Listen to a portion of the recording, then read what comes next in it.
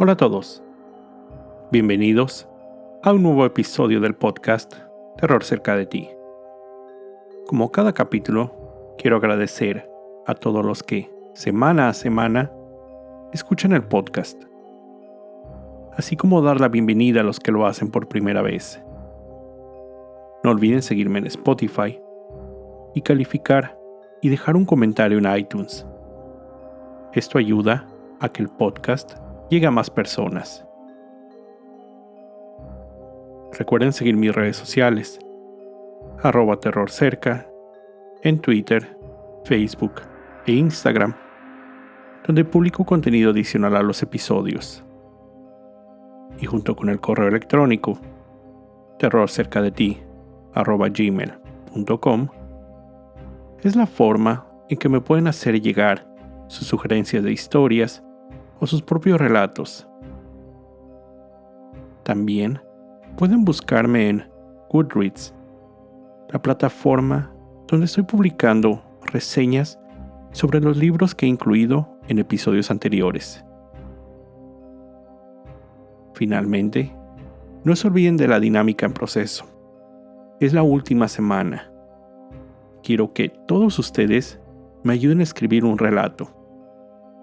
Recuerden, la historia es sobre un grupo de amigos que se encuentran acampando. Todos sufrieron de alguna experiencia trágica o de terror.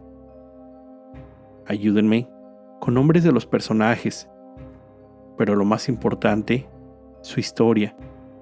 Díganme qué vivió ese personaje en el pasado, algo que lo haya dejado marcado. Con eso, seguiremos construyendo un relato que será incluido en un futuro episodio. Gracias a todos los que ya colaboraron. No lo olviden, es la última semana. Para el episodio de esta semana, como mencioné en el pasado, les traigo más leyendas de la ciudad de Boston. Emerson's Cutler Majestic Theater. Mi recorrido en la ciudad de Boston continuó por la calle Tremont. Diseñado por el arquitecto John Galen Howard, el Cutler Majestic Theater abrió sus puertas en el año 1903. El Majestic, que fue su nombre original, fue creado con la finalidad de presentar obras de teatro. Sin embargo, en la década de 1920, cambió un poco, presentando después shows de vaudeville. Para la década de 1950, se rediseñó y adaptó como cine, cambiando de nombre a Saxon Theatre, transformando el lobby y cubriendo muchos de los diseños originales. Con el paso de los años, la zona donde se encuentra el teatro decayó y fue conocida como Boston Combat Zone, un distrito de entretenimiento adulto, es decir, la zona roja de la ciudad. En la década de los 80s, esto cambió. El teatro fue adquirido por el Colegio Emerson y con un presupuesto de $2.3 millones, el lugar fue restaurado a su diseño original. Pero el teatro no es solo conocido por su historia. Mucha gente asegura haber experimentado algún fenómeno fuera de lo normal. En el 2000, una empleada del teatro declaró que varios trabajadores aseguraron haber visto el espectro de un hombre vistiendo un elegante smoking, acompañado de una pequeña niña rubia de trenzas. Ambos fantasmas fueron vistos en uno de los palcos superiores, cerca del sistema de iluminación. Otras personas declaran haberse encontrado con el fantasma de un hombre, visto como una sombra, usando un gran sombrero. Se le ve en un asiento. Se cree, este es el espíritu de un antiguo alcalde de la ciudad, quien supuestamente murió en el teatro durante una función. Otra de las historias que se cuentan se ubica en el segundo balcón del teatro, el cual estuvo cerrado al público durante muchos años y fue reabierto en el 2003.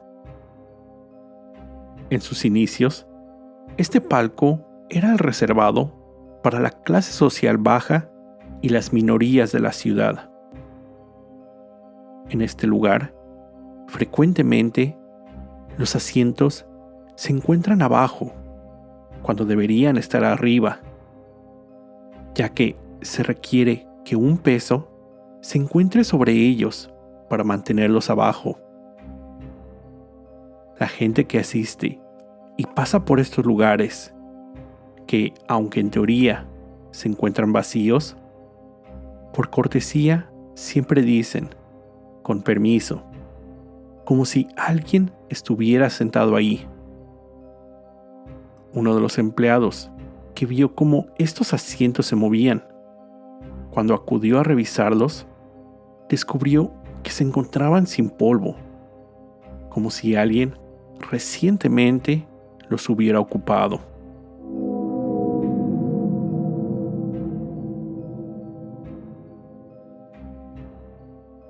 Boston Athenaeum.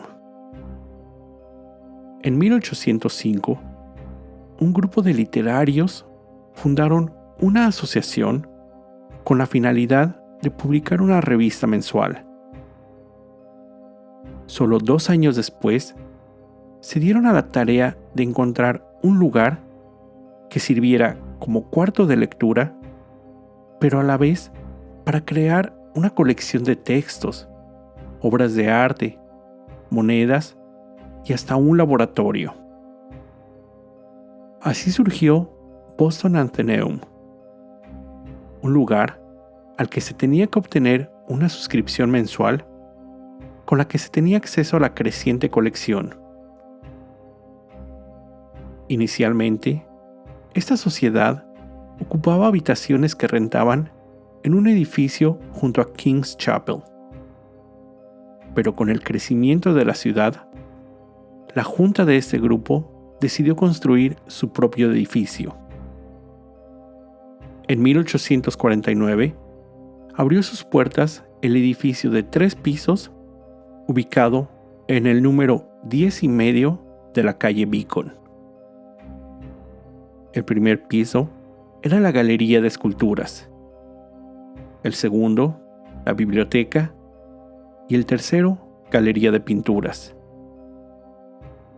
Desde entonces, es una de las bibliotecas independientes más antiguas de todo el país, donde, aún en la actualidad, se tiene que ser socio, es decir, pagar una membresía para tener acceso a las instalaciones y al catálogo. Pero de nuevo, la razón por la que este lugar es famoso es por las historias que se cuentan sobre él. Nathaniel Hawthorne era un escritor parte del Boston Athenaeum. Una mañana se encontraba en la biblioteca cuando a lo lejos vio a uno de sus colegas, el doctor Thaddeus Mason Harris, leyendo el Boston Post en su silla usual frente a la chimenea del segundo piso. Decidió no molestarlo, por lo que no se acercó a saludarlo y solo lo vio a la distancia. Más tarde ese día, platicando con un amigo, él le dijo: ¿escuchaste que el doctor Harris falleció? Hawthorne no lo podía creer. Ese mismo día lo había visto en la biblioteca.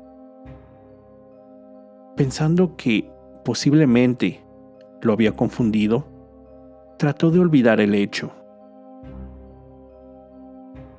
Al siguiente día, regresó a la biblioteca, cuando para su sorpresa, vio al Dr. Harris sentado en la misma silla, frente a la chimenea y leyendo el diario. Aunque en esta ocasión, el testigo afirmó haberlo notado en un estado no físico, sino un poco, cito, vaporoso.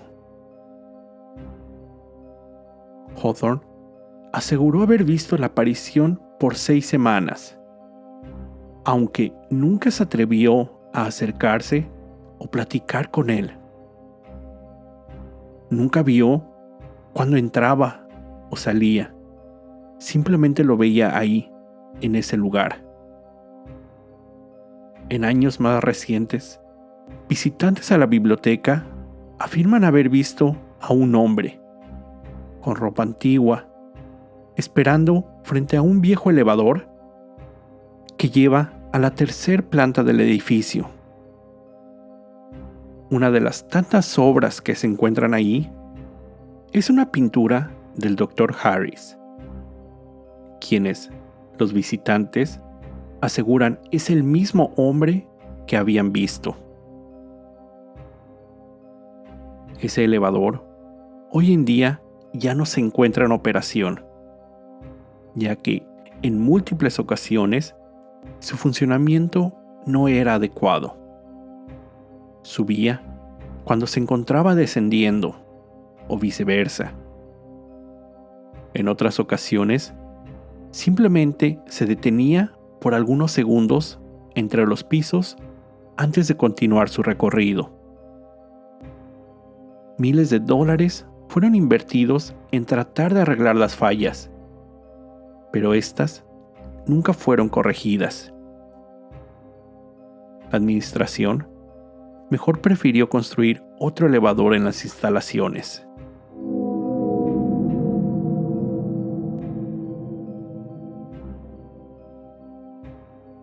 The Old North Church. Los 2 lugares anteriores no pude entrar a visitarlos, pero este tercero que les traigo, pude recorrer su interior, además de su sótano. Perteneciente a la Diócesis Episcopal de Massachusetts, construida en 1723, y cuyo nombre oficial es Iglesia de Cristo en la ciudad de Boston, actualmente conocida como The Old North Church. Es la iglesia en pie más antigua de toda la ciudad. Esta iglesia fue usada por el revolucionario Paul Revere, quien, como brevemente les conté en el episodio anterior, fue el encargado de dar la señal de alerta sobre la llegada del ejército inglés. Esta alerta se dio por un sistema creado por Revere, quien instaló 2 linternas en puntos clave de diferentes poblados, siendo The Old North Church el primer lugar. Si el ejército inglés llegara por tierra, una lámpara sería encendida. 2, si fuera por mar. Cuando las tropas llegaron por botes, las 2 lámparas colocadas en el campanario de esta iglesia dieron la señal que recorrería un sinfín de poblados alertando a la milicia. Pero, además, la fama de este lugar viene por otras razones. La primera, porque se dice está encantada, embrujada. La segunda, porque debajo de la iglesia se encuentra una cripta. En el patio lateral de la iglesia se encuentra una pequeña puerta. Al acceder por esta, se entra primero a un espacio donde se pueden encontrar urnas con las cenizas de algunos de los feligreses del lugar. pero al fondo de este se encuentra otra puerta que, después de bajar algunos escalones, nos lleva justo debajo de la iglesia. Es necesario agachar un poco la cabeza, ya que hay algunas tuberías bajas. Pasando de este punto, se encuentra un pasillo que va alrededor del sótano de la iglesia. La cripta cuenta con 37 tumbas, las cuales se encuentran distribuidas a ambos lados del pasillo. Pero, a lo largo del tiempo, y ya que el lugar no contaba con más espacio, las tumbas han sido reutilizadas. Después de varios años, cuando del cuerpo solo quedaban los huesos, estos eran depositados en un contenedor más pequeño, dejando la tumba disponible para otro cadáver. Debido a esto, se calcula que en ese pequeño espacio se encuentran los restos de más de 1,100 personas, las cuales fueron enterradas entre los 1730 y 1850. Fue en esta década cuando el gobierno de la ciudad prohibió los entierros subterráneos, es decir, bajo una estructura. A partir de este momento, la entrada a la cripta fue sellada con una pared de ladrillo. No fue hasta principios de los 2000 cuando Jane Kinden, una arqueóloga funeraria de la Universidad de Harvard, abrió la cripta para ser estudiada. Y unos años más tarde, la iglesia comenzó a ofrecer tours para recaudar fondos. Debido a los cuerpos que se encuentran enterrados ahí, se cree que algunos de los espíritus aún se pueden ver o sentir en la iglesia.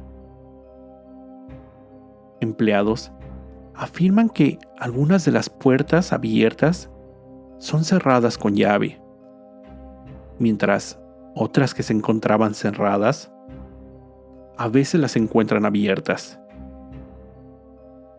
Cuando el flujo de turistas es bajo, algunos de estos visitantes aseguran ver algo o alguien con el rabillo del ojo, pero cuando voltean, no hay nadie ahí. Algunos de los guías de tours declaran sentir puntos fríos en la iglesia y que en ocasiones esos fríos los atraviesan, sobre todo por la noche cuando están por cerrar. Otros empleados, dedicados a ordenar las Biblias y libros, dicen que cada noche realizan esta labor, ponen todo en su lugar, pero que en ocasiones, al regresar la mañana siguiente, encuentran algunos de estos objetos en un lugar diferente o en el piso. Una persona que trabajaba en la tienda de souvenirs cuenta que en una ocasión la hija de un amigo que se encontraba realizando un trabajo sobre la historia de la Guerra de Independencia, él se ofreció a darle acceso al campanario donde las linternas fueron encendidas, un lugar al que los recorridos no tienen acceso. Por la noche, llegaron ahí los tres. Encendieron las luces de la torre del campanario y comenzaron a subir por las viejas escaleras. Llegaron a la parte más alta, donde pudieron contemplar una increíble vista de la ciudad. Después comenzaron el descenso, y cuando se encontraban a la mitad de la torre, todas las luces se apagaron dejándolos en completa oscuridad, sin poder ver los escalones para continuar su descenso. Uno de ellos se animó y con mucho cuidado siguió bajando, cuando de repente las luces se encendieron nuevamente. Los tres bajaron, buscando a la persona que los salvó al encender las luces, pero la iglesia y la tienda de recuerdos se encontraba vacía. No había nadie en todo el lugar. Así como estas, son muchas las historias que se cuentan. Muchos de los visitantes a la cripta aseguran ver sombras moviéndose por las esquinas de los pasillos. Además, otros sentir una grave sensación de claustrofobia. De nuevo, en mi visita, yo no experimenté ninguno de estos fenómenos, pero sí es impresionante caminar por estos estrechos pasillos con poca iluminación, sabiendo que a escasos centímetros, detrás de un pequeño muro de ladrillos y cemento, se encuentran los restos de cientos de personas que formaron parte de la historia de la gran ciudad de Boston. La fuente sobre los datos y algunas de las historias de las leyendas que conté en estos 2 últimos episodios fueron 2 libros: Haunted Boston, de Taryn Plumb, y Ghosts of Boston, de Sam Baltrusis, además de mis propios recorridos por estos lugares. Con esto llego al final de este episodio. Como siempre, te recuerdo estar alerta de todo lo que pasa a tu alrededor, ya que el terror está donde menos te lo esperas. El terror está cerca de ti. Cuando el miedo se convierte en terror, hay una historia que contar.